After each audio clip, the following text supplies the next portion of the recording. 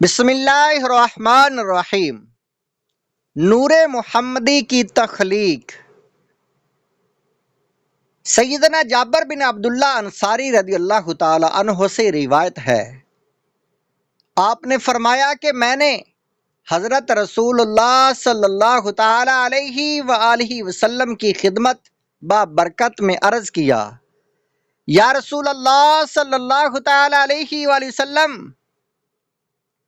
میرے ماں باپ آپ پر قربان، مجھے بتلائیے کہ اللہ تعالیٰ نے تمام اشیاء سے پہلے کس چیز کو پیدا فرمایا؟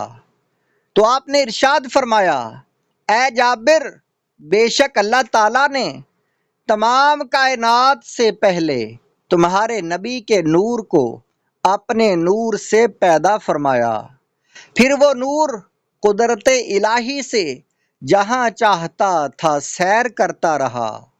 اس وقت لوح تھی نہ قلم، جنت نہ دوزخ، آسمان نہ زمین، چاند نہ سورج، اور نہ جن نہ انسان تھے۔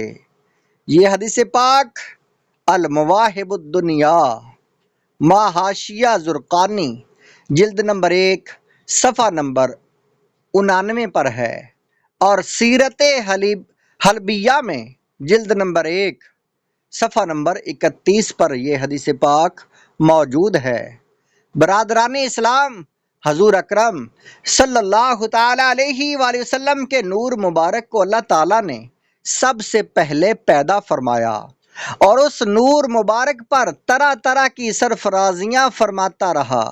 جب وہ نور مبارک حضرت آدم علیہ السلام کی پشت مبارک میں رہا تو آپ کو مسجود ملائکہ بنا دیا۔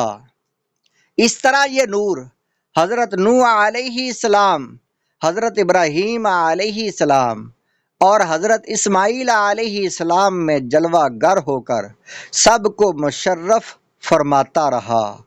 ان الملائکۃ امروا بالسجود لآدم لأجل ان نور محمد علیہ السلام فی جبہۃ آدم۔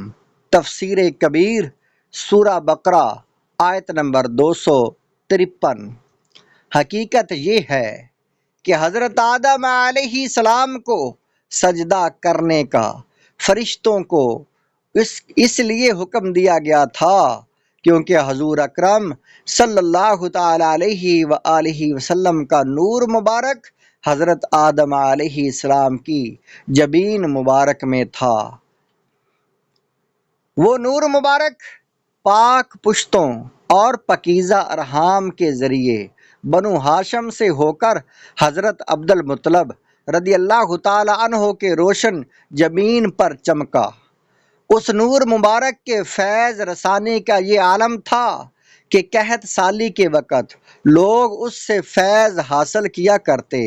چنانچہ مواہب للدنیا میں روایت ہے، قریش جب سخت قحط سالی میں مبتلا ہوتے تو حضرت عبد المطلب کا ہاتھ پکڑ کر سبیر پہاڑ کی جانب لے جاتے اور آپ کے وسیلہ سے اللہ تعالیٰ کی بارگاہ میں معروضہ کرتے اور باران رحمت کے نزول کے لیے دعا کرتے، تو اللہ تعالیٰ حضور اکرم صلی اللہ تعالی علیہ وآلہ وسلم کے نور مبارک کی برکت سے ان پر باران رحمت کا نزول فرماتا اور انہیں مکمل طور پر سیراب فرما دیتا۔